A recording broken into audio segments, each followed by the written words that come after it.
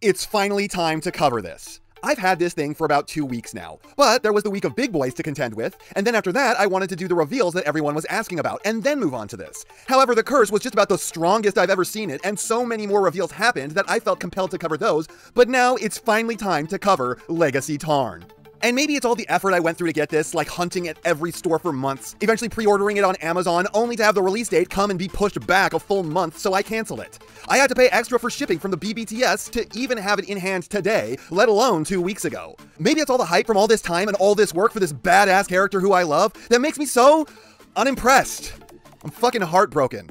I have heard so many stories from people in love with this thing, people that this actually brought them back into the fandom. And to those people, I'm happy for you, and I don't want to take that away from you. And this isn't bad, it's just disappointing. My first reaction to seeing this guy in his box was, what the hell? He's so small. And it is. It's not like deluxe figure in a Voyager box small, it's just incredibly slight for a Voyager. Here he is next to Legacy Bulkhead. They're the same height, but Bulkhead is just bigger in every single other dimension, especially from the top. And you may be like, well, that's Bulkhead, that's not fair. Okay, it's not. Here he is next to G-Axis from the same line, who is about half a head to a head taller than him, and is just also kind of significantly larger in every dimension. Tarn looks like a skinny guy in hand egg pads. G-Axis looks like a barrel-chested jacked dude who's way thicker through the top cross-section. Here he is next to 86 Repgar, who is also taller by at least half a head or more, heavier by weight, more built, and significantly deeper in the body. And look, I don't want to make it seem like size is everything. Size is not all that important, but if you care about scale at all, this is terrible. Tarn is supposed to be a guy who shows up and everyone on the Autobot side shits their pants because they are going to die now. This is a dude that is supposed to be bigger and stronger than Grimlock. And to be clear, the 86 Grimlock is in scale with IDW. Grimlock is big enough in those comics that 3 deluxe-sized characters could ride on his back at once. If you want this to be in scale at all, Tarn should be at least that big. And look, scale isn't everything. I don't actually need this to be in scale like that. I would have settled for a Voyager that was even normal-sized. But he's a smaller than average Voyager, so what the fuck happened here? Bump him up 25%, 10 at least, anything. Just give me a dude that everyone quakes in fear of because he's that fucking hard. Then the immediate second thing I noticed when I got this guy out of the package, I already alluded to. But damn, this dude is flat. Front to back, he is just bizarrely narrow. It feels like a cardboard standee of the dude. Every time I pick this thing up, I'm confused. It's weird. I don't want to treat this as an overriding negative issue, but it's all I can really think of when handling this thing.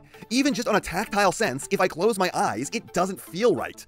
And then lastly of the issues that I find are my key points of contention with this thing, an issue I normally say for posability, but I find this to be far too important for that this time. This has easily the worst case of hot rod shoulders I've ever seen.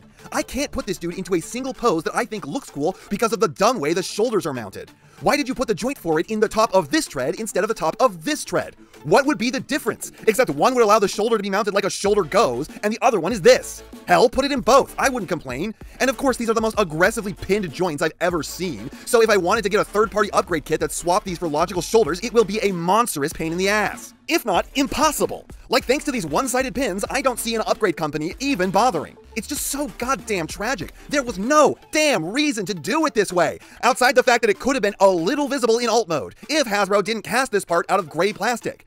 Like, if that was the concern, then Hasbro could have just molded this part to look like the treads in the gunmetal plastic of the rest of that assembly. And barring that, they could have painted it. And I just can't do anything with it like this. It all adds up to him only being able to stand there awkwardly, looking like he's shrugging down past his clavicle.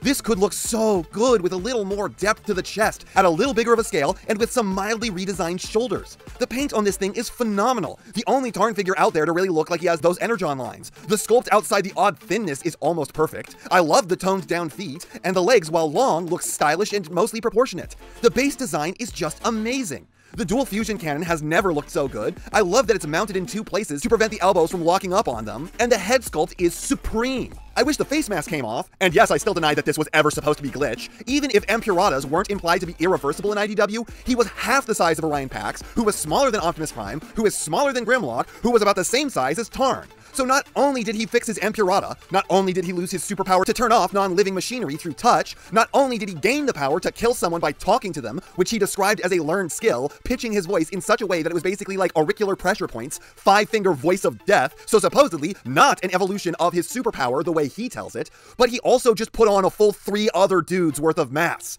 This was never intended to be Glitch. You cannot convince me otherwise. Their little twist of this being Roller got seen through way too early, and they just switched it to not get caught, no matter how little sense it made. Glitch wasn't even a close friend of Optimus Prime. He was just a dude Optimus had worked with a couple times before, which was the whole point, that if Megatron could corrupt someone so close to Optimus Prime, then Optimus was a hollow idol that would be shaken to its core. Oh yeah, it makes total sense that Optimus would be completely broken that this dude he kind of knew switched factions. Rant aside, I wish the mask came off, but it's not a big deal and it's a great head. The light piping is not the worst I've ever seen. They do project the light better than most, though I would have preferred these to be painted candy red instead. Or chromed, but I can't expect that at this point. But I get that perhaps it may have looked a little dull with them being so inset, so I will concede that maybe this time it was necessary. At least the torso piping is cool.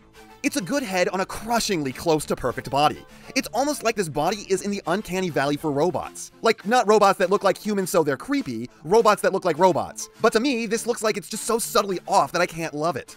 I think if it weren't for the shoulders specifically, I would have been disappointed in the size, and the depth of the torso would be weird to me, but the figure wouldn't be ruined. And if both the other issues were fixed, the shoulders would have still bothered me immensely, but I think it would have been forgivable.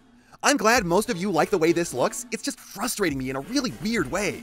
The accessory is basically just the fusion cannon. That breaks down into a useless thing and a pair of guns or cannons that you can use willy-nilly. I don't know why these have regular pegs on the back and not blast effect pegs or ports. These don't light pipe as well as I'd hope, and they're a bit hollow, but for the most part, these look good and are adequately sized. I like it more than MMC's version of this accessory. Posability on this thing, were it not for the shoulders, is great. Very lithe head with tons of up, more down than normal, and a good amount of waggle. The worst hot rod shoulders I've ever seen. These like to sag, mafia elbows. While recording the video for this, I figured out that these can be used to fake forwards butterflies. Slightly better than normal regular elbows, wrists that swivel and opening and closing fingers, hips are excessively unimpeded forward and back and slightly to the side, some of the most maximum knees to ever maximum, and feet with an extreme amount of toe up and down and barely any rocker. Boy can lunge like a track and field all-star. So from the waist down, this thing is almost scoring top marks. The ankles could use more side to side, and the hips could use more of that as well, and the torso is only averaging badly because despite good elbows, hands, and an excellent head, it's got some of the worst shoulders ever. Transformation parts forms, which is expected and I understand. They did the best they could with a design that absolutely required parts forming to mount the arm cannon on the knees. I will say the one objective flaw I can find is that they should have taken some of the dozen pins that were in the arms and put them into the chest crest to prevent that from popping off like it likes to. And they probably should have cast that part in a solid color rather than clear that they had to 100% paint. I don't know why they didn't. But overall, I heard a lot of people complain about this process, but I actually think it's pretty fun. It's not doing a ton, but it's doing enough. It clicks and snaps well, holds together nicely. It's not overly complicated or undercomplicated. It just kind of does its thing and it does it well. And here we get to the pile of insanity that is his best mode. If you think I'm criticizing this, I'm not. This is basically perfect. Tarn turns into complete and total nonsense that calls itself a tank. And I support him in his endeavors. He can be whatever he chooses to call himself. I know a lot of people were thinking I was going to lose my shit over the hands hanging off the back, and fair, that really could have flipped into the wrists or done something more, but I'm plenty pleased with this mode. The machine guns can individually target, the cannons can swivel because of some clever engineering on the accessory, it hides the robot mode well, I don't know why the tank treads have fake toy wheels on them, that part is a mystery. And you know what, this is a giant pile of cyber nothing, the exact kind of space alt mode I don't think works, but I have a greater degree of tolerance for this than I would normally expect. And I mean, if it didn't look like complete BS, it wouldn't be accurate. Plus, you can cheat it to give the machine guns even more firing options. So this is what it should have been, and I find that it doesn't make my eyes confused when I look at it like the robot does. Overall, I'm just not sure how I feel about this thing. There is so much to like and so little to not. But the elements that I find distracting are minor but powerful. Honestly, if I'm being fair, in a vacuum for most of you, this is a cool-looking, good figure that poses well, transforms well, and has a good alt mode. But if you know who the character is, you know how big he's supposed to be, how threatening, overbearing, intimidating he should be, and what he should look like when he stands there, glowering down on someone else, never up because he's so big, which this thing is actually pretty good at considering the head range, then this thing is just weird. And that's not half what I have to say, but it's enough what I have to say. And I know, you know, what everyone else tells you to do at the end of these videos. So, if you liked what you saw here, please do that. And if you'd like to